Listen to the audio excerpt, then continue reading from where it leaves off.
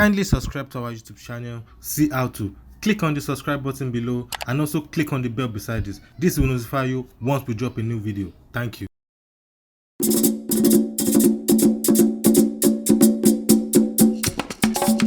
Nollywood actress come businesswoman Mosun Filani Oduoye and Obi Kayode Emmanuel Oduoye are 8 years old in marriage today. Mosun Filani Oduoye's scandal-free marriage has produced 2 beautiful children. Celebrating her husband with a video timeline that dates back 2012, Mosun wrote 8 years of grace, 8 years of mercy, 8 years of love, 8 years of harmony, 8 years of hard work, 8 years of understanding, 8 years of peace, 8 years of God's faithfulness, 8 years of down forever to go. Happy wedding anniversary to us. Allá en Cupe Alto y lo Mejía en Vega Baja, que gocen.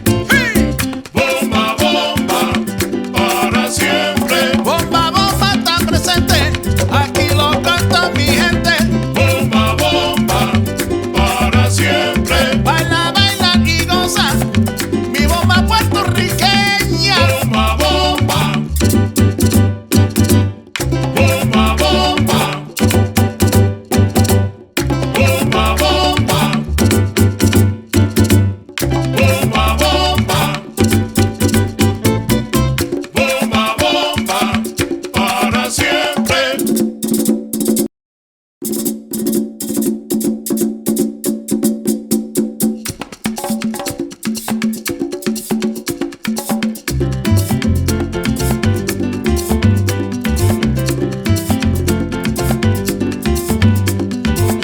Yo te traigo esta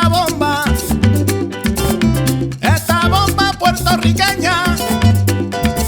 Yo te la traigo de Cupey, de Vega Baja y de Santurce, de todas partes de Puerto Rico.